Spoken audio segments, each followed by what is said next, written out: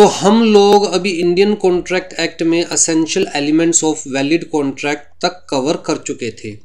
हम लोगों ने डिस्कस किया था कि section 10 of Indian contract act 1872, जो कि मैंने आपको बताया था जी बहुत इंपॉर्टेंट सेक्शन है, थ्रू आउट द प्रोफेशन आपको ये सेक्शन याद रखना है, right.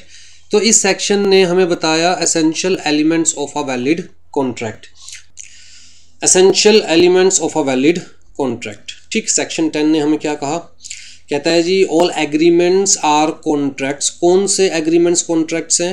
If they are made by the free consent of the parties competent to contract. पहली चीज क्या है? Free consent of the parties, मतलब जो ऑफर दिया जाएगा, जो एक्सेप्टेंस दी जाएगी, वो सब बिल्कुल फ्री कंसेंट के साथ होनी चाहिए पार्टीज़ के ऊपर किसी तरह का कोई अनड्यू इन्फ्लुएंस नहीं होना चाहिए। बाय मिस्टेक ऑफर या एक्सेप्टेंस नहीं होनी चाहिए, बाय मिस रिप्रेजेंटेशन ऑफर या एक्सेप्टेंस नहीं होनी चाहिए, बाय फ्रॉड ऑफर या एक्सेप्टेंस नहीं होनी चाहिए, राइट। तो ये सारी चीज़ें पार्टीज़ बिल्कुल अपनी मर्जी से करे, म्यूचुअल अंडरस्टैंडिंग के साथ करे, सोचकर समझकर एग्रीमेंट में एंटर करे। दूसरी चीज़ क्या है जी? कॉम्पिटेंट टू कॉन्ट्रैक्ट, मतलब parties must be competent to contract. Parties minor नहीं होनी चाहिए, पार्टीज अनसाउंड माइंड की नहीं होनी चाहिए, और party shall not be abstain from entering to the contract by the law, मतलब लॉ ने उन पार्टीज को किसी कॉन्ट्रैक्ट में एंटर करने के लिए मना नहीं कर रखा। For a lawful consideration, consideration shall be lawful and consideration shall be meaningful. चांद तारे तोड़ लाऊंगा is not a meaningful consideration, जिसकी परफॉर्मेंस पॉसिबल ही नहीं है, वो कंसिडरेशन वैलिड कंसिडर नहीं की जाएगी। विद अ लॉफुल ऑब्जेक्ट, मतलब आप कभी भी कोई भी कॉन्ट्रैक्ट क्रिएट करेंगे तो कॉन्ट्रैक्ट का ऑब्जेक्ट लॉफुल होना चाहिए, किसी इलीगल पर्पस के लिए, किसी को हर्ट करने के लिए, अपोज टू पब्लिक पॉलिसी अगर आपका ऑब्जेक्ट है तो दैट इज वॉइड कॉन्ट्रैक्ट, मतलब लॉ की नज़रों में उस कॉन्ट्रैक्ट की कोई एग्जिस्टेंस नहीं है। And are hereby expressly declare to be void, ठीक है, and not hereby expressly declare to be void, मतलब कुछ ऐसे कॉन्ट्रैक्ट्स, कुछ ऐसे agreements specifically Indian contract act में दिए हुए हैं जिन्हें वॉइड डिक्लेयर किया गया है। और वॉइड का मैं वर्ड मीनिंग आपको प्रीवियस क्लासेस में समझा चुका हूँ। वॉइड का मतलब कुछ भी ऐसा which is having no legal existence in the eyes of law, law की नज़रों में जिसकी कोई लीगल एग्जिस्टेंस नहीं है। इसका मतलब अगर कोई एग्रीमेंट वॉइड है तो वो कभी कॉन्ट्रैक्ट नहीं बन सकता, अगर कोई कॉन्ट्रैक्ट वॉइड है तो उसको लेकर आप कोर्ट में नहीं जा सकते अगेंस्ट अदर पार्टी, ठीक है। आ जाइए जी, तो essential elements of a valid contract हम लोग स्लाइड में दोबारा से एक बार मैं स्लाइड दिखा दूँ, हम लोग समझ चुके हैं कि जी सबसे पहली चीज़ तो हमें क्या देखना है कि ऑफर और जो एक्सेप्टेंस है, valid offer and valid acceptance, right. फिर intention to create legal rights and obligations, parties की इंटेंशन होनी चाहिए टू क्रिएट लीगल राइट्स एंड ऑब्लिगेशंस, इसके बिना तो एग्रीमेंट कॉन्ट्रैक्ट बन ही नहीं सकता। Lawful consideration, legal competency of the parties, genuine and free consent between the parties, lawful objects and not oppose to public policy, meaningful terms, मतलब जो भी टर्म्स एंड कंडीशंस है या जो भी कंसिडरेशन है दैट शैल नॉट बी वेग and possible performance. चांद तारे तोड़ लाऊंगा, तुझे मैं दुनिया की सैर करवाऊंगा, बेसिकली जिसकी परफॉर्मेंस पॉसिबल नहीं है, ऐसी कंसिडरेशन को लो कंसिडरेशन नहीं मानता, ठीक है। आ जाइए जी, अब हम बात करते हैं ऑफर की कि एक्चुअल में ऑफर क्या होता है और उसके क्या क्या वैलिड एसेंशियल एलिमेंट्स हैं जो दिमाग में रखने हैं। हाँ जी, ऑफर और प्रपोजल एंड एक्सेप्टेंस। तो सबसे पहले हमारा क्या देखना है? ऑफर। कहता है one of the early step in the formation of the contract lies in arriving at an agreement between the contracting parties by the means of an offer and acceptance। सबसे पहला तो यही है ना कि कोई ऑफर देगा, दूसरा उसे एक्सेप्ट करेगा, कोई ऑफर देगा, दूसरा उसे एक्सेप्ट करेगा, तो उन दोनों के बीच में क्या क्रिएट हो गया? प्रॉमिस। तो सबसे पहला स्टेप क्या है? Offer and acceptance. Thus when one party the offeror, जो ऑफर दे रहा है उसे हम क्या बोलते हैं? Offeror. Makes a definite proposal, definite लिखा हुआ है, डेफिनेट का मतलब क्या है कि एग्जैक्टली पता हो, देने वाले को भी पता हो कि मैं ऑफर में सामने वाले को क्या ऑफर कर रहा हूं, और लेने वाले को भी पता हो कि एक्चुअल में मुझे क्या ऑफर मिला है। तो terms and conditions of the offer shall be definite, shall not be vague, right. Proposal, when one party makes a definite proposal to another party, और जिसको प्रपोजल दिया जाता है उसे बोलते हैं ऑफरी, राइट। ऑफरर जो प्रपोजल दे रहा है, ऑफरी जिसको प्रपोजल मिल रहा है। And the offeree accepts it in its entirety, इसको मैं हाईलाइट कर रहा हूँ, इन इट्स एंटायरिटी।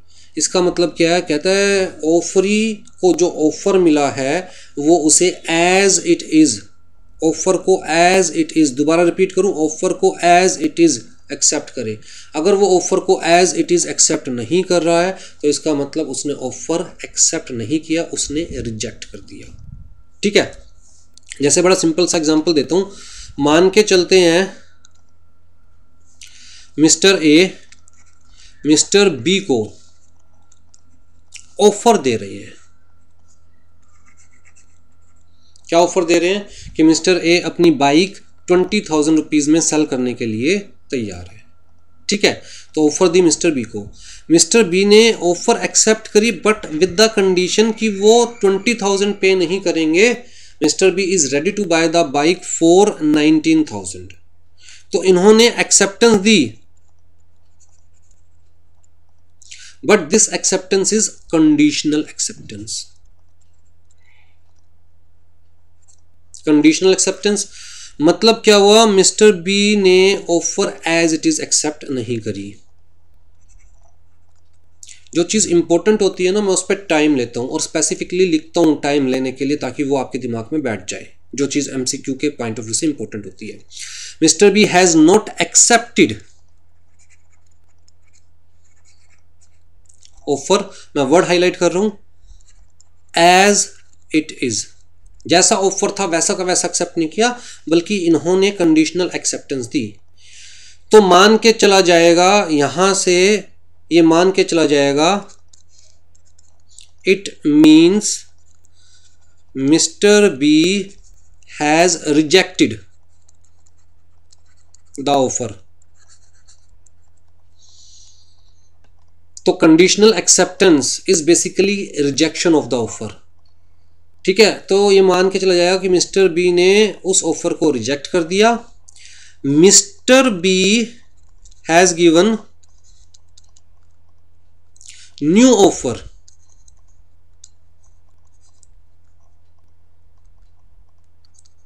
टू मिस्टर ए।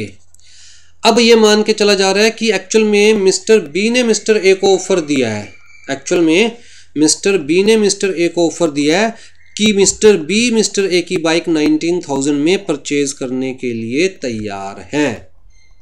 ठीक है, तो इस केस में ये मान के चला जा रहा है कि मिस्टर बी ने मिस्टर ए का ऑफर 20,000 वाला रिजेक्ट कर दिया। मिस्टर बी ने अपनी तरफ से ऑफर दिया मिस्टर ए को कि वो 19,000 में परचेज करने को तैयार है।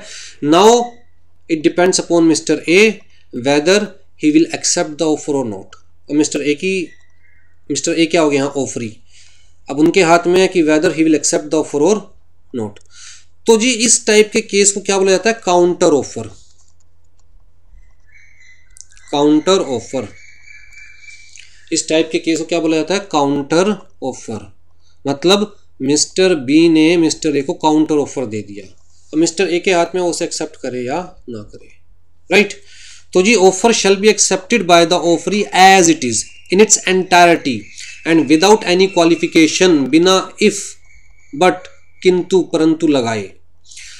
There is the meeting of mind of the parties in the same sense on the same subject matter at the same time, जिसको हमने कहा था consensus addendum। कहाँ पढ़ा था ये हमने, कहता है जी characteristics of agreement में, characteristics of agreement में consensus addendum, matching of mind on the same subject matter at the same time in the same sense। ठीक है, आ जाइए जी। And a contract comes into being assuming that all the other elements are also present। ठीक, a proposal is also termed as offer. The word proposal, अच्छा ये चीज छोड़िए, आ जाइए यहाँ पर आइए नीचे। An offer is a proposal by one person whereby he expresses his willingness। ध्यान से देखिएगा, ऑफर की डेफिनेशन क्या दी गई है, कहता है whereby one person is expressing his willingness, अपनी इच्छा जता रहा है, to enter into a contractual obligation in return for a promise, act or forbearance। तो जी सेक्शन 2A के अंदर ऑफर को डिफाइन किया हुआ है। सेक्शन 2A, सेक्शन 2 क्लोज ए में ऑफर को डिफाइन किया गया है, क्योंकि ऑफर सबसे पहली चीज है, तो 2A में ऑफर को डिफाइन किया गया है। कैसे डिफाइन किया गया? कहता है when one person signifies to another his willingness to do और abstain from doing anything with a view to obtain the assent of that other to such act or abstinence, he is said to make a proposal। ध्यान से देखिए, सबसे पहली चीज तो अब क्या याद रखना है कि कहां पर ऑफर को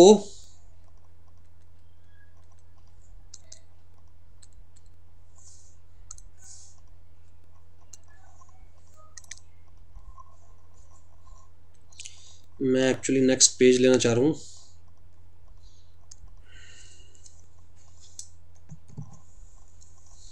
चलिए, ऑफर को, ऑफर मतलब प्रपोजल कहां पर डिफाइन किया गया? सबसे पहले सेक्शन 2A में, ठीक है। क्या डिफाइन किया गया है? when one person signifies his willingness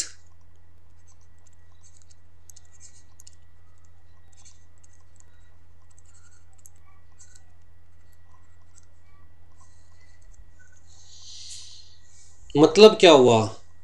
कहता है जी ऑफरर ऑफर बिल्कुल फ्री कंसेंट के साथ दे रहा है। फ्री कंसेंट याद है ना, एक एसेंशियल था सेक्शन 10 में कि जी ऑफरर ऑफर बिल्कुल फ्री कंसेंट के साथ दे रहा है। सिग्निफाइज हिज विलिंगनेस, किस चीज की विलिंगनेस? कहता है टू डू और नॉट टू डू समथिंग।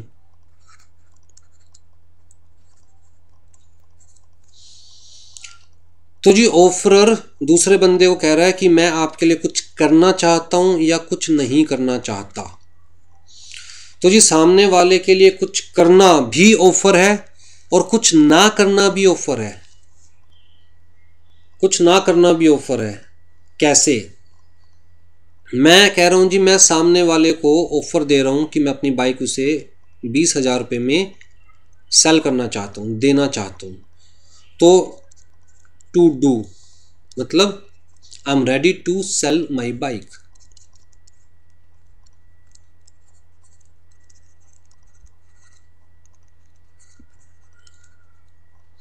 अब दूसरा आता है नॉट टू डू,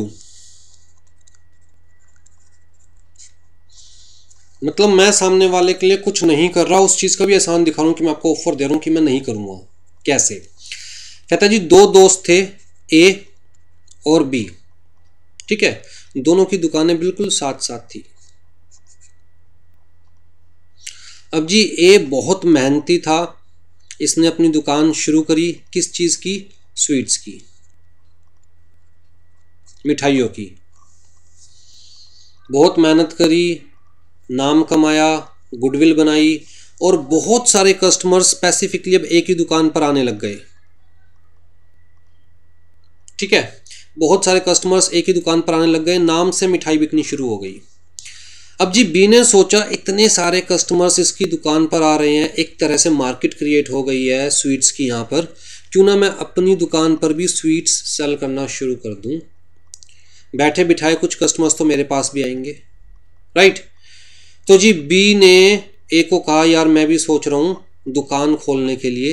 ए ने पूछा बेटा कौन सी? तो बी ने कहा यार मैं भी फिर स्वीट्स की सोच रहा हूँ। जब लोग इतने सारी स्वीट्स परचेज करने आते हैं, आपकी तो स्वीट्स परचेज करते हैं, कुछ लोग मेरे पास भी आने शुरू हो जाएंगे। अब ए को लगा कि यार ये तो दिक्कत है, मेहनत मैंने की, मार्केट मैंने क्रिएट की, गुडविल मैंने क्रिएट करी, लोग मेरे पास आएंगे, लेकिन कुछ लोग तो हो सकता है बी के पास भी चले जाए, राइट।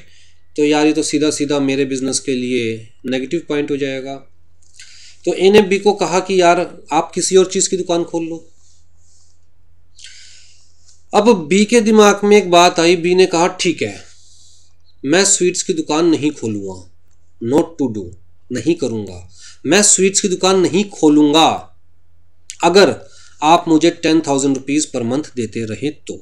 ये बी की तरफ से ऑफर था कि I will not open sweets shop if you are ready to pay me 10,000 rupees per month for that. अब जी ये ए के हाथ में था, उसे जज करना था कि इसकी दुकान खोलने की वजह से 10,000 रुपये से ज़्यादा का नुकसान होगा या कम का नुकसान होगा। अगर ए को लगता है यार 10,000 रुपये से ज़्यादा का नुकसान होगा तो वो बी को कहेगा चल ठीक है, आई एम रेडी टू पे 10,000 rupees per month to you, but you shall not open this shop. ठीक है, एटलीस्ट स्वीट्स की शॉप ओपन नहीं करनी है आपको, कोई और अगर करना चाहो तो आप कर सकते हो। ठीक, अच्छा एक चीज़ और मैं यहाँ पर बता दूँ आपको कि अगर हम लोग कहते हैं रिस्ट्रिक्शंस की बात करते हैं हम लोग, तो जो रिस्ट्रिक्शंस हैं those restriction shall be reasonable. कायदे से ए बी को ये नहीं कह सकता, ऐसा कोई ऑफर नहीं क्रिएट हो सकता कि आप काम ही नहीं करोगे, आप दुकान खोलोगे ही नहीं। ये तो कंप्लीट रिस्ट्रिक्शन हो गई which is not allowed as per Indian contract act. हाँ, रीजनेबल रिस्ट्रिक्शन इज अलाउड, मतलब ए बी को कह सकता है कि आप स्वीट्स की दुकान नहीं खोलोगे। इस पॉइंट को याद रखिएगा, माइंड में आगे जाके काम आएगा। ठीक है, तो यहाँ बी की तरफ से ऑफर क्या था, I will not open my shop as sweets shop. ठीक है, but for that you have to pay me 10,000 rupees per month. तो कुछ करना भी ऑफर हो सकता है, कुछ ना करना भी ऑफर हो सकता है। हाँ जी, विलिंगनेस टू डू और abstain, abstain का मतलब not to do, with the view to obtaining the assent of such other, with the view to obtaining the assent of such other। मतलब अगर कोई किसी को ऑफर दे रहा है, अगर ए बी को ऑफर दे रहा है या बी ए को ऑफर दे रहा है, कहता है ऑफर देते हुए दिमाग में ये रहना चाहिए कि सामने वाला हमारी बात सुने, हमारी बात समझे और उसके बाद रिएक्ट करे।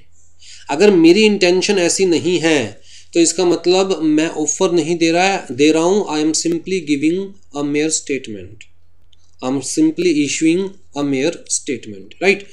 ऑफर का मतलब ही तभी आता है ना जब हम चाहते हैं कि सामने वाला हमारी बात सुने, हमारी बात समझे और रिएक्ट करे। अगर मैं ऐसे ही भीड़ में खड़ा होकर कुछ भी बोल रहा हूँ, मतलब मेरी इंटेंशन नहीं है कि कोई सुने ना सुने, बस मुझे बोलना है, तो कायदे से I am not giving the offer, मैं तो सिर्फ सिंपल स्टेटमेंट दे रहा हूँ, राइट। तो simple statement is not an offer, simple statement is not an offer. सामने वाला उसे एक्सेप्ट कर भी ले तब भी मैं बाउंड नहीं हूँ, क्योंकि वो स्पेसिफिकली इस इंटेंशन से नहीं दी गई थी स्टेटमेंट कि सामने वाला उसे ऑफर कंसिडर करे। ठीक है, जैसे कि 4 दोस्त बैठे हुए थे, ए बी सी डी, तो जी ए ने ऑफर दी सी को, किस चीज के लिए, कार के लिए। ए ने कहा कि मैं अपनी कार आपको 1 लाख रुपीज में दे दूंगा। यहां ए ने तो ऑफर दी स्पेसिफिकली सी को इस इंटेंशन के साथ कि सी उसकी बात सुने, समझे और रिएक्ट करे। अब ये बीच में बी बैठा हुआ था बड़बोला, बी फॉर बड़बोला, एवं हर चीज में टांग अड़ाने की आदत है। तो भैया बी ने कहा 1 लाख रुपए में, अरे 1 लाख रुपए में तो मैं भी अपनी कार दे दूंगा, 1 लाख रुपए में तो मैं भी अपनी कार दे दूंगा। अब बी ने बेसिकली ये ऑफर नहीं दी थी, यहाँ बी की इंटेंशन नहीं थी कि कोई उसकी बात सुने, समझे और उस पर रिएक्ट करे। बी को तो बस कुछ भी बोलने से मतलब था। तो जो ए ने दिया उसे तो ऑफर कंसीडर किया जाएगा, लेकिन जो बी ने दिया उसे मेयर स्टेटमेंट, सिर्फ स्टेटमेंट कंसीडर किया जाएगा, और जो मेयर स्टेटमेंट है that is not an offer. अगर ये ऑफर नहीं है तो कोई इसे एक्सेप्ट नहीं कर सकता, किसी भी तरह का एग्रीमेंट क्रिएट नहीं हो सकता, राइट। हाँ जी, विद द इंटेंशन, कहां गया, विद द व्यू या intention to obtain the assent of such other person. तो जी क्या क्या हमारे पास यहाँ पर एसेंशियल एलिमेंट्स हो गए जो कि हम ज़्यादा डिस्कस कर चुके हैं। सबसे पहला, offer must B clear, must be definite, must be complete, must be final. Offer shell not be वेग, आधा अधूरा ऑफर नहीं होना चाहिए। सामने वाले को क्लियरली पता होना चाहिए कि उसे क्या मिलने जा रहा है, या उसे क्या नहीं मिलेगा, उसके पास क्या ऑप्शंस है, क्या ऑप्शंस नहीं है, राइट। जैसे कि आपकी बुक में एक एग्जाम्पल दिया हुआ है। एग्जाम्पल बड़ा सिंपल सा है। मान के चलिए मैं आपके पास घोड़ा परचेज करने आता हूँ, एक हॉर्स परचेज करने आता हूँ। आप मुझे कहते हैं यार 10,000 रुपये का है मेरा घोड़ा। तो मैं आपको कह रहा हूँ कि ठीक है, अगर आपका घोड़ा रेस में जीत गया, मतलब मैं आपके घोड़े को रेस में दौड़ाऊंगा, अगर आपका घोड़ा रेस में जीत गया तो मैं आपको 10 छोड़ो 11,000 रुपये दूंगा। लेकिन अगर आपका घोड़ा रेस में नहीं जीता तो इसका मतलब यार इतनी वैल्यू नहीं है घोड़े की, फिर मैं सिर्फ 8,000 रुपये दूंगा, राइट। अब जी आपको 11 मिलेंगे या 8 मिलेंगे, किस चीज़ पे डिपेंड करता है? कहता लक पे। जुआ है, घोड़ा हो भी सकता है रेस जीत जाए, हो भी सकता है रेस हार जाए। किस चीज़ पे डिपेंड कर रहा है? लक पे। कहता है यहाँ सर्टेनिटी नहीं है, the offer is not definite. पता ही नहीं सामने वाले को 8 मिलेंगे 11 मिलेंगे, सर्टेनिटी नहीं है, राइट। और कोई भी ऐसी मतलब कंटीजेंट इवेंट भी नहीं है जो सर्टेन है कि होगी या नहीं होगी। कहता है ये तो प्योरली लक पे डिपेंड करता है। लो इस टाइप के ऑफर को नहीं मानता। लो कहता है भैया सामने वाले को एग्जैक्टली पता होना चाहिए कि किस सिचुएशन में उसको क्या मिलने वाला है। अब जी घोड़ा जीतेगा या हारेगा ये completely depends upon the luck, depends upon the destiny, और लो लक या डेस्टिनी को कंसीडर नहीं करता, ठीक है। कहता है it is too vague and is not binding. Offer must be communicated to the offeree, बहुत इंपॉर्टेंट है। कहता है ऑफर सामने वाला तभी एक्सेप्ट कर सकता है जब सामने वाले को ऑफर मिला हो। ऑफर सामने वाला तभी एक्सेप्ट कर सकता है जब सामने वाले को ऑफर मिला हो। अगर सामने वाले को ऑफर मिला ही नहीं तो वो एक्सेप्ट कैसे करेगा? अब जी एक थे मिस्टर लाला, बड़ी मोटी पार्टी थे, ठीक है। इनका एक बेटा था 4 साल का।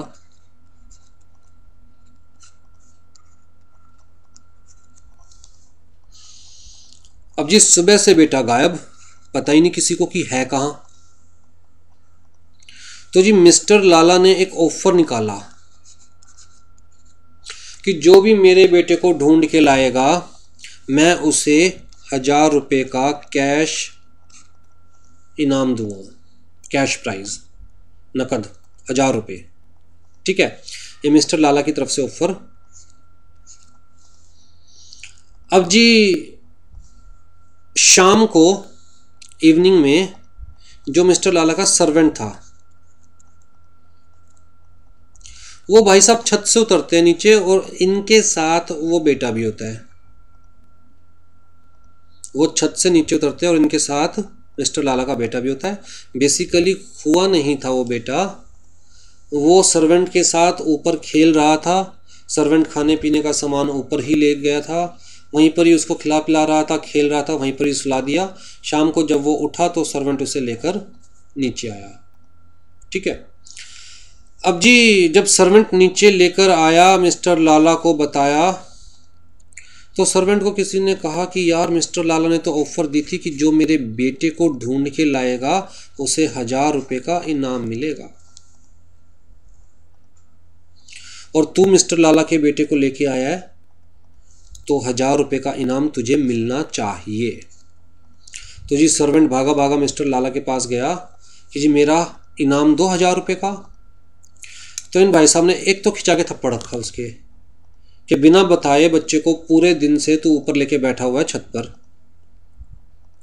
हमारी यहाँ जान निकल गई, हम लोग पुलिस में कंप्लेंट करवा रहे हैं, हम लोग पर्चे बंटवा रहे हैं कि कोई ढूंढ के लाएगा तो उसे 1,000 रुपये का इनाम मिलेगा, और ऊपर से तू इनाम मांगने वास्ते आ गया। तेरी वजह से सारी प्रॉब्लम्स क्रिएट हुई, ऊपर से तुझे इनाम भी चाहिए। तो मिस्टर लाला ने कहा यह ऑफर तेरे लिए नहीं था। तो जी सर्वेंट गया कोर्ट में। सर्वेंट ने कहा देखिए मिस्टर लाला ने ऑफर निकाला, वैलिड ऑफर था। अब जी मैं बच्चे को ढूंढ लाया तो इसका मतलब मैंने उस ऑफर को एक्सेप्ट कर लिया, तो हमारे बीच में एग्रीमेंट हो गया। तो जी मुझे मेरे पैसे दिलवाइए 1,000 रुपये। कोर्ट ने कहा कि बेटा क्या आपको ये ऑफर मिला था जब बच्चा आपके पास था? सर्वेंट कह रहे हैं नहीं मुझे तो नहीं पता चला। कोर्ट कहता है जो चीज आपके पास कम्युनिकेट ही नहीं हुई, जो ऑफर आपको पता ही नहीं चला, उसे एक्सेप्ट कैसे किया आपने। तो here acceptance of offer is missing. Acceptance of offer is missing. कहता है जब एक्सेप्टेंस ही नहीं हुई तो एग्रीमेंट काहे का, प्रोमिस काहे का। तो जी ऑफर सामने वाला तभी एक्सेप्ट कर सकता है जब सामने वाले के पास ऑफर हो, उसे वो ऑफर मिल चुका हो। अगर ऑफर मिलने के बाद सर्वेंट बच्चे को ढूंढने जाता और तब बच्चा पाता सर्वेंट को, फिर मान के चला जाता कि वैलिड एक्सेप्टेंस है। लेकिन जब ऑफर मिला ही नहीं सर्वेंट को, तो बेटा कौन सी एक्सेप्टेंस। तो तुम्हारे बीच में कोई प्रॉमिस क्रिएट नहीं हुआ, कोई एग्रीमेंट नहीं हुआ, कोई कॉन्ट्रैक्ट नहीं हुआ, और आपका इस 1000 रुपए के प्राइस पर कोई हक नहीं है, राइट। तो offer must be communicated to the offeree and offer becomes effective only when it has been communicated to the offeree so as to give him an opportunity to accept और reject the offer. कहता है जब तक offeree को offer मिलेगा नहीं, उसके पास opportunity ही नहीं है एक्सेप्ट करने की या रिजेक्ट करने की, और अगर उसके पास एक्सेप्ट करने की या रिजेक्ट करने की अपॉर्चुनिटी ही नहीं है तो वो एक्सेप्ट कर कैसे सकता है, राइट। तो offer must be communicated to the offeree. फिर जी communication of the offer may be expressed और मे बी इम्प्लाइड। बहुत इंपॉर्टेंट है, ध्यान से सुनिएगा। एमसीक्यू के पॉइंट ऑफ व्यू से तो बहुत ही ज़्यादा इंपॉर्टेंट है। कहता है जी इट मे बी एक्सप्रेस्ड और मे बी इम्प्लाइड।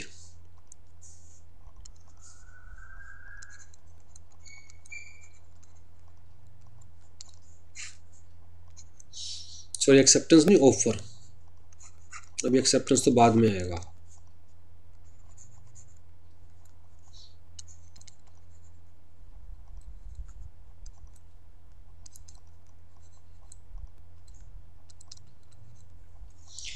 एक्सप्रेस्ड का मतलब क्या है, जहां पर ऑफरर ने स्पेसिफिकली बाय वर्ड्स ऑफर को एक्सप्रेस किया है, right.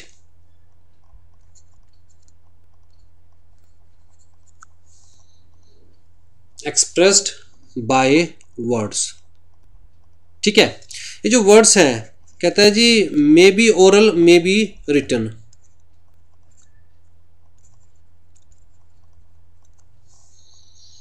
Words may be oral may be written, इसका मतलब क्या, ओरल ऑफर वैलिड है। कहता है लॉ की नज़रों में कोई दिक्कत नहीं है, आप सामने वाले को ऑफर ओरली दे रहे हो या इन राइटिंग दे रहे हो, दोनों बिल्कुल लॉ की नज़रों में वैलिड है।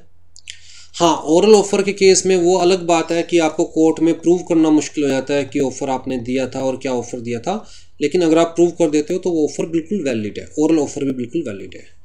तो बाय वर्ड्स अगर हम लोग ऑफर दे रहे हैं तो एक्सप्रेस्ड। कहता है by the conduct of parties, by the conduct of parties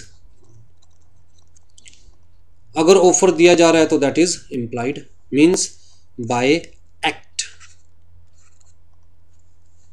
कैसे जी, कहता है बैंक्स ने एटीएम लगा रखे हैं, अब वहां पर क्या कोई बैंक का बंदा खड़ा है जो कि चिल्ला चिल्ला के ऑफर दे रहा है कि आइए हमारे एटीएम से पैसे निकालिए? नहीं लगा रखे, ऐसा कोई बंदा किसी भी एटीएम पर नहीं खड़ा। लेकिन बैंक ने जो एटीएम्स लगा रखे हैं वो बैंक की तरफ से इम्प्लाइड ऑफर है that you can take the benefit of such ATM, you can use the facility of that ATM subject to terms and conditions, ठीक है। तो वहां पर बैंक ने ना तो वर्ड से लिखा हुआ कि यूज अवर एटीएम, ना ही वर्ड से बोल रहा ओरली बंदा वहां खड़ा होकर कोई कि हमारा एटीएम यूज कीजिए, लेकिन फिर भी उसे इम्प्लाइड ऑफर कंसीडर किया जाएगा। आप डीटीसी की बस आती है बस स्टैंड पर, तो कंडक्टर चाहे चिल्लाए या ना चिल्लाए, ऑफर दे या ना दे, अगर बस स्टैंड पर आकर बस रुकी है तो इसका मतलब डीटीसी आपको ऑफर दे रही है that yes you can travel in the bus, you can board the bus, right, by paying fare, by paying rent which is applicable as per your journey. Simple सी बात है, ठीक है। तो वहां पर चाहे कोई चिल्ला के ऑफर नहीं दे रहा, लेकिन बस को बस स्टैंड पर लाने का मतलब क्या है कि भैया बस सर्विस प्रोवाइडर ऑफर दे रहा है कि you can use the bus by paying the applicable fare. Ticket लो, मौज लो, बैठो और एंजॉय करो, राइट। मान के चलिए मैं किसी रेलवे स्टेशन पर खड़ा हूँ। अब जी कोई आता है बूट पॉलिश करने वाला, शू पॉलिश करने वाला, और वो आकर डायरेक्ट मेरे शू पॉलिश करना शुरू कर देता है, कुछ भी बोले बिना, कोई उसने मुझे ऑफर नहीं दिया, तो उसने डायरेक्टली शू पॉलिश करना शुरू कर दिया। तो उसकी तरफ से ये क्या है, implied offer without using the words, ठीक है। तो offer may be expressed, may be implied, law की तरफ से दोनों ही वैलिड है। हाँ जी, the communication of offer may be general और मे बी स्पेसिफिक, बहुत इंपॉर्टेंट पॉइंट है एमसीक्यू के पॉइंट ऑफ व्यू से, ध्यान से सुनिएगा। कहता है where an offer is made to a specific person it is called the specific offer, it can be accepted by that specific person only, but when the offer is addressed to world at large, to uncertain body of individuals, it is general offer. It can be accepted by any member of the public by fulfilling the conditions written down in the offer. तो जी specific offer का मतलब क्या हुआ, जो मैं आपको दे रहा हूं, आपके अलावा कोई और उस ऑफर को एक्सेप्ट नहीं कर सकता, ठीक है। मैंने आपको ऑफर दिया, मिस्टर ए को ऑफर दिया कि मैं अपनी कार आपको सेल करना चाहता हूं, तो जी सिर्फ आप इस ऑफर को एक्सेप्ट कर सकते हो, कोई और उस ऑफर को एक्सेप्ट नहीं कर सकता। That is 1-to-1 offer is specific offer. 1-to-many मतलब anyone can accept the offer by fulfilling the condition, तुम कहेंगे जनरल ऑफर। जैसे कि मान के चलिए जो मिस्टर लाला ने ऑफर दिया था, कोई भी अगर मेरे बच्चे को ढूंढ के लाएगा तो उसे 1000 रुपये का इनाम मिलेगा, तो this is 1-to-many, means anyone from the public can accept the offer by fulfilling the condition. अगर वो ऑफर मिलने के बाद कोई भी लाला के बच्चे को ढूंढ के ला रहा है तो मान के चला जाएगा कि उसने ऑफर एक्सेप्ट कर लिया, तभी वो लाला के बच्चे को ढूंढने निकला, ढूंढ के लाया। Now that person is appropriate person for the reward, ठीक है। That person can claim the reward of 1000 rupees. तो जी ऑफर मे बी जनरल और मे बी स्पेसिफिक, क्लियर है जी। अब नेक्स्ट दिया हुआ है लैप्स ऑफ ऑफर सेक्शन 6 के अंदर, मतलब ऑफर कब तक वैलिड रहेगा। कोई ना कोई तो ऑफर की भी टर्म होगी ना, टाइम लिमिट होगा कि हाँ जी ऑफर यहाँ तक वैलिड रहेगा। ये जी ए ने ऑफर दिया, ये रहा ऑफर, ठीक है। तो जी ऑफर कब तक वैलिड है, कहता जी सबसे पहली चीज तो जब तक ए जिंदा है तब तक। अगर ए की डेथ हो गई एक्सेप्टेंस से पहले, किसी ने एक्सेप्ट नहीं किया, लेट्स से मिस्टर बी को ऑफर दिया गया था, कहता ये मिस्टर ए की डेथ ही हो गई एक्सेप्ट करने से पहले, तो ऑफर क्या हो गया, लैप्स।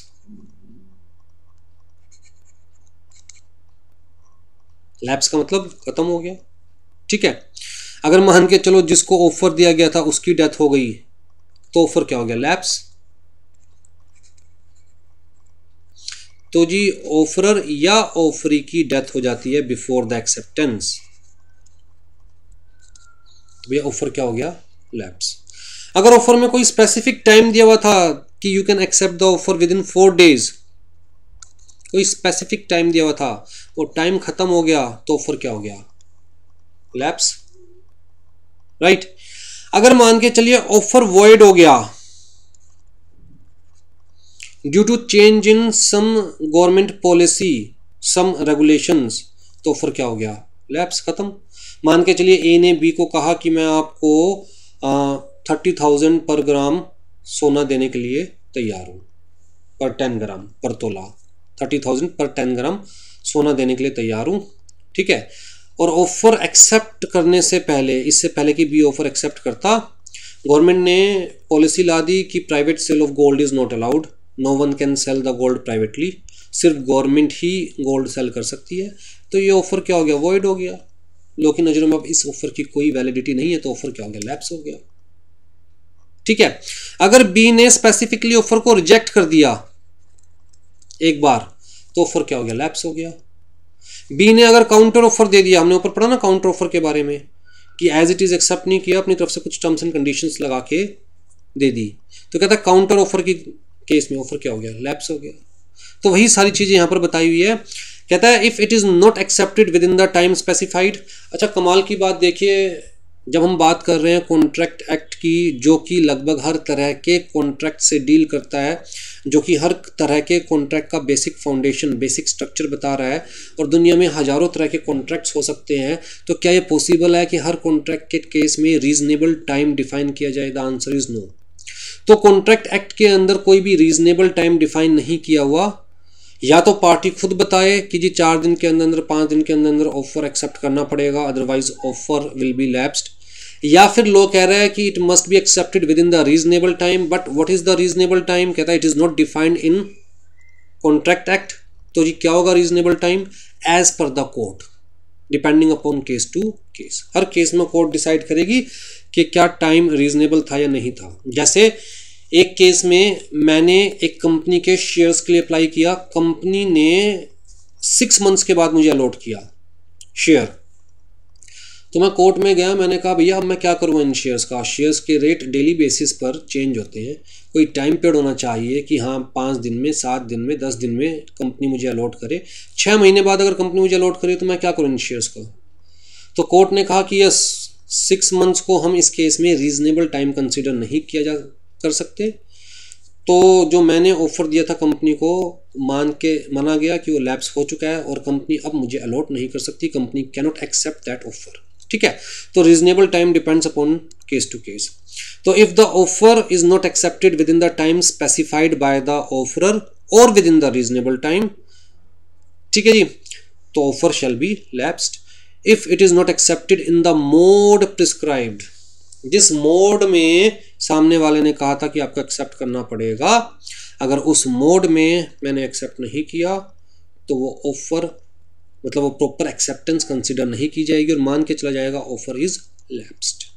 ठीक है, जैसे मैं बैंक में जाता हूँ, बैंक मुझे ऑफर दे रहा है किस चीज़ की, कि हमारे यहाँ पर सेविंग अकाउंट होता है जी, जिसके अंदर हम लोग 3% इंटरेस्ट देते हैं। हमारे यहाँ पर रेकरिंग अकाउंट खोला जा सकता है, जिसके अंदर हम लोग 6% इंटरेस्ट देते हैं। हमारे यहाँ पर FD ओपन की जा सकती है, जिसके अंदर जी इतने टाइम के लिए 8% इंटरेस्ट है, इतने टाइम के लिए 8.5% इंटरेस्ट है। ये सारे बैंक ने मुझे ऑफ़र दिए। अब जी अगर मैं इसमें से कोई ऑफ़र एक्सेप्ट करना चाहता हूँ, मान के चलिए मैं सेविंग अकाउंट ओपन करना चाहता हूँ बैंक में, तो बैंक ने कहा ठीक है ये फॉर्म आप फिल करके दे दीजिए। तो बैंक ने स्पेसिफिकली मोड प्रिस्क्राइब्ड किया कि भैया जब तक आप ये फॉर्म फिल करके नहीं दोगे तब तक आपकी तरफ से एक्सेप्टेंस नहीं मानी जाएगी, हमारे बीच में कोई एग्रीमेंट, कोई कॉन्ट्रैक्ट कंसिडर नहीं किया जाएगा। तो जी जहां ऑफरर ने मोड स्पेसिफाई किया है, that must be accepted within the specified mode, otherwise मान के चला जाएगा ऑफर आपने एक्सेप्ट नहीं किया, ऑफर इज लैप्स्ड।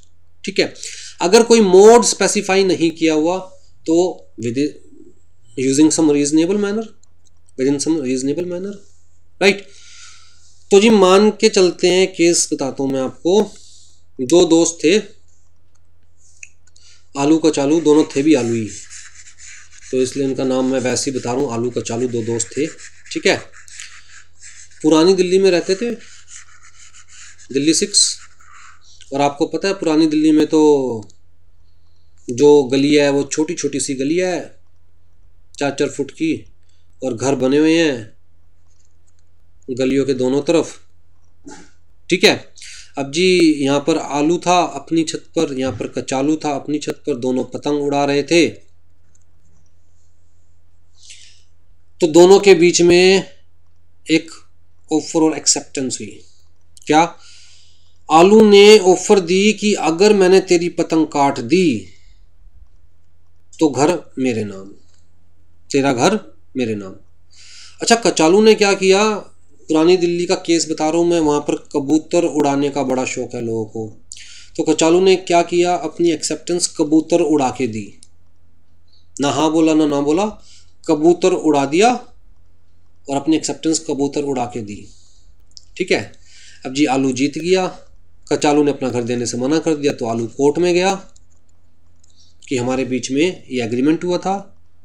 कचालू ने कहा कि भैया मैं तो नहीं मानता इसे, तो कोर्ट ने कहा कि क्या आपने एक्सेप्ट किया था? कचालू ने कहा मैंने कबूतर उड़ाया था। कोर्ट ने कहा कबूतर उड़ा के एक्सेप्टेंस देना is not a reasonable acceptance at this point of time, आज की डेट में एटलीस्ट, राइट।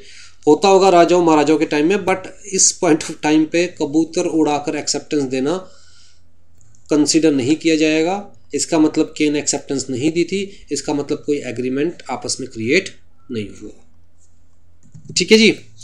तो must be in reasonable manner if no mode is prescribed. The offeree rejected it by distinct refusal, offeree ने clear cut मना ही कर दिया, मुझे नहीं चाहिए तेरा ऑफर, ऑफर खत्म।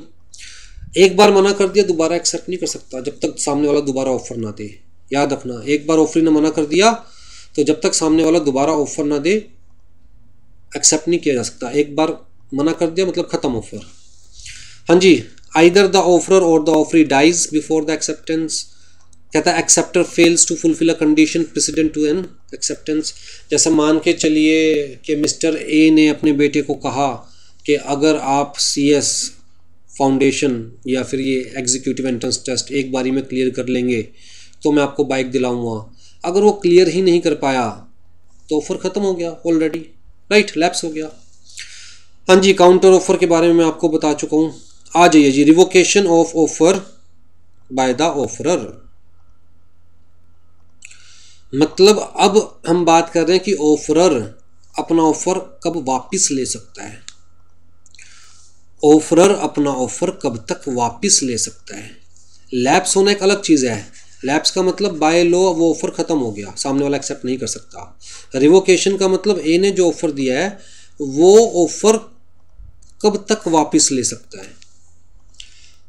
ठीक है, ये जो तीर ए ने चलाया, ऑफर दिया, क्या वो तीर वापस अपने कमान में डाला जा सकता है? नहीं डाला जा सकता। अगर डाला जा सकता है तो कब तक?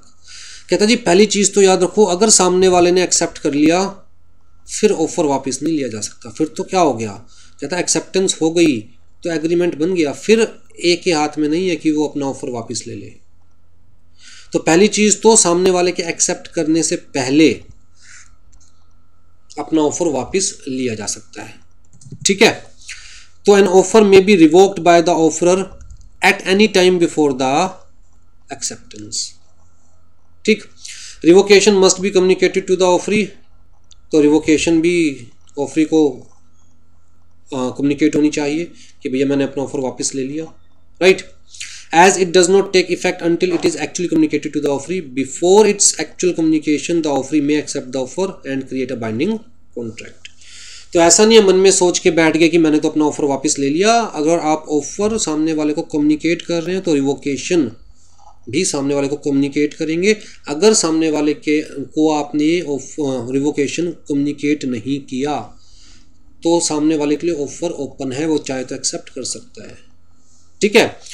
और revocation must be reach to the offeree before he sends out the acceptance. तो अगर हम बात करें तार की, पोस्ट की, दिक्कत कहाँ आएगी? पोस्ट में ना, जहाँ टाइम गैप होता है। तो जी मान के चलो ए ने ऑफर दिया बाय पोस्ट, बी के पास यहाँ दिया 1/4/2020 को ऑफर दिया, बी के पास पहुँचा 7/4/2020 को ऑफर। तो जी जब तक बी के पास ऑफर नहीं पहुंचा तब तक तो ए खुला है, अपना ऑफर वापस ले सकता है, राइट। बी के पास ऑफर पहुंच गया और बी ने ऑफर एक्सेप्ट किया,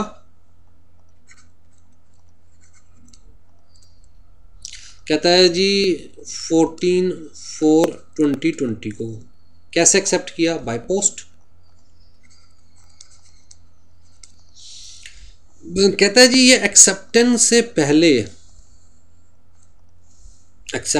पहले offer can be revoked by ए।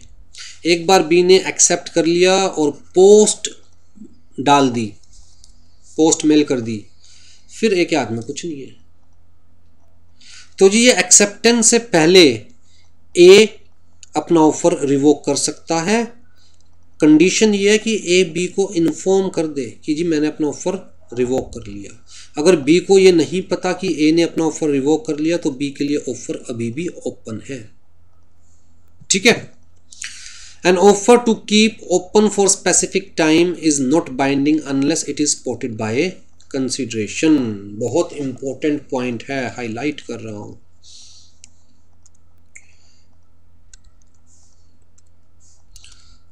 हाँ जी, अब देखिए मिस्टर ए एक प्रॉपर्टी डीलर के पास जाते हैं. किसके पास जाते हैं?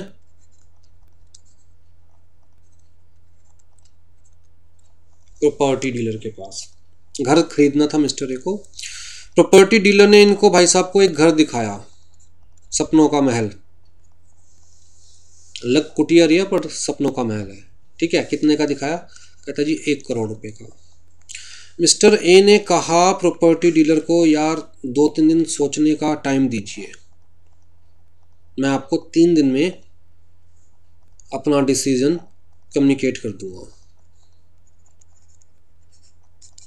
2-3 दिन मुझे सोचने का टाइम दीजिए. प्रॉपर्टी डीलर ने कहा ठीक है भाई, अपना टाइम लो. अब जी 3 दिन बाद मिस्टर ए प्रॉपर्टी डीलर के पास जाता है. प्रॉपर्टी डीलर को कहता है मुझे आपका ऑफर मंजूर है. प्रॉपर्टी डीलर ने कहा भाई वो तो मैं बेच खाया घर, आपके सपनों का महल मैंने किसी और को सेल कर दिया क्योंकि मुझे 5 लाख रुपए एक्स्ट्रा मिल रहे थे. 1 करोड़ 5 लाख रुपए दे रहा था सामने वाला, मैंने बेच दिया. मिस्टर ए को बड़ा गुस्सा आया कि आप कैसे बेच सकते हो, जब मैंने आपको कहा था कि मुझे 3 दिन चाहिए तो 3 दिन तो आपको रुकना चाहिए था. तो प्रॉपर्टी डीलर ने कहा भैया मैं तेरा नौकर थोड़ी ना हूं जो रुका रहूंगा 3 दिन, मुझे अच्छी डील मिली, मैंने एक्सेप्ट कर ली. मिस्टर ए कोर्ट गए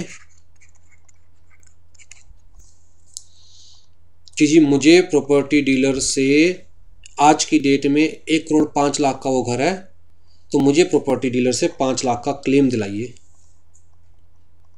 प्रॉपर्टी डीलर को वो घर मेरे लिए रोक के रखना चाहिए था, हमारे बीच में बात हुई थी 3 दिन प्रॉपर्टी डीलर वेट करेगा मेरी एक्सेप्टेंस का या रिजेक्शन का.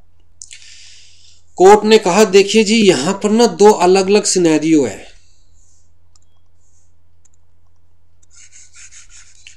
कोर्ट ने कहा कि यहां पर 2 अलग अलग सिनेरियो है.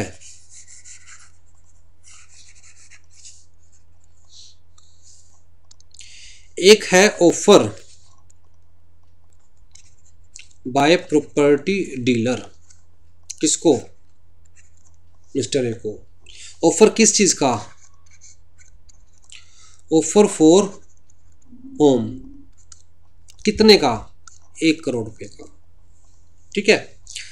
दूसरा है ऑफर बाय ए. किस चीज का? कहता है किसको? बी को. किस चीज का?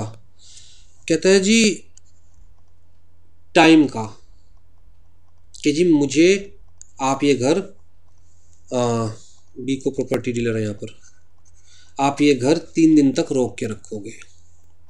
ठीक है. आप कोर्ट में केस ये वाला लेके आए हो कि आपने प्रॉपर्टी डीलर को कहा था कि 3 दिन तक घर रोक के रखोगे. कोर्ट ने पूछा कि 3 दिन तक घर रोक के रखने के नाम का आपने प्रॉपर्टी डीलर को क्या दिया? कहता है ये अलग चीज है. जो प्रॉपर्टी डीलर ने आपको ऑफर दी थी कि घर 1 करोड़ रुपए का, वो अलग चीज है, वो मैटर अलग है, ये मैटर अलग है. आप प्रॉपर्टी डीलर से चाहते हो कि प्रॉपर्टी डीलर आपके लिए 3 दिन घर को रोक के रखे, तो बदले में आपने क्या दिया? कोर्ट ने कहा you have to buy the time.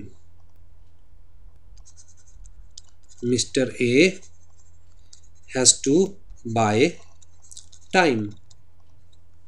अगर आप चाहते थे कि प्रॉपर्टी डीलर आपके लिए 3 दिन रुके तो आपको इन कंसिडरेशन कुछ प्रॉपर्टी डीलर को देना था. अगर आपने इन कंसिडरेशन कुछ प्रॉपर्टी डीलर को नहीं दिया तो इसका मतलब आपके बीच में कोई कॉन्ट्रैक्ट क्रिएट नहीं हुआ, कोई एग्रीमेंट क्रिएट नहीं हुआ इस चीज को लेकर, टाइम को लेकर.